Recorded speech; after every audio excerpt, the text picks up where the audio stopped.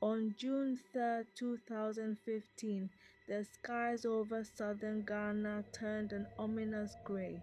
Across Accra and along the Volta River basin, heavy clouds gathered and rumbled for hours before releasing a storm that would be remembered for years.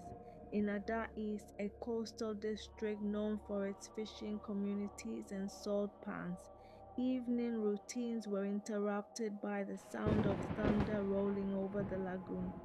Families shut their doors early.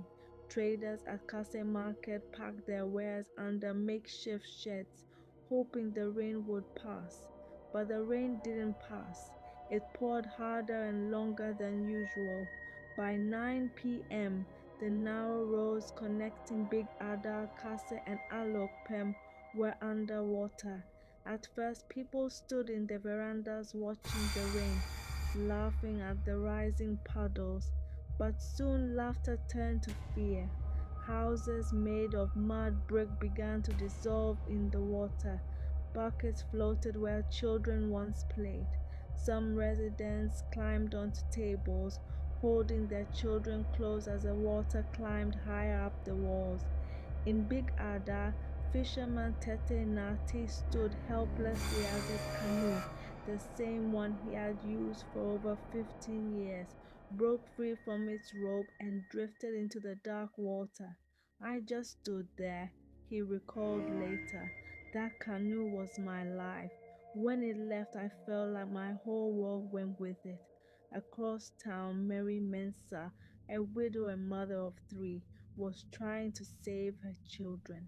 She placed her youngest on her back and held the hands of the other two as they waded through waist-deep water to reach the Methodist primary school, which stood on slightly higher ground.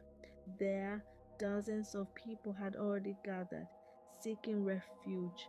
The school's wooden desks were stacked to form makeshift beds.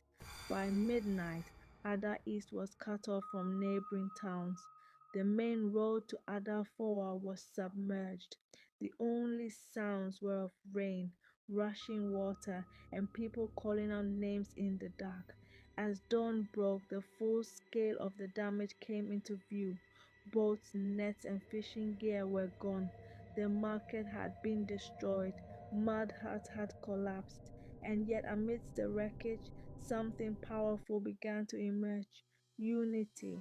The youth group from the Church of Pentecost, led by Samuel Togbo, began clearing fallen debris and creating safe walkways.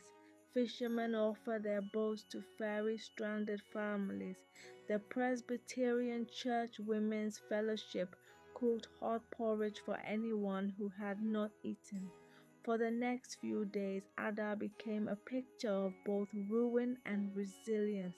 Children played barefoot in the mud while men repaired broken canoes. Families shared roasted maize and sachet water. Government officials arrived to assess the damage, but even before help came, the community had already started rebuilding. In the evenings, when the rain eased, people gathered in the open field near the Volta River, singing hymns by lantern light. The sound carried across the water, faint, trembling, but full of hope.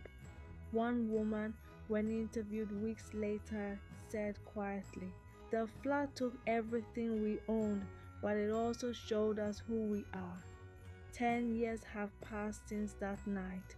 The scars of the flood remain, visible in the cracked walls of old homes and the memories people still share during the rainy season. But in Ada East, that night became more than a tragedy. It became a story, a reminder that in Ghana's smallest towns, even when the waters rise, the spirit of community rises higher.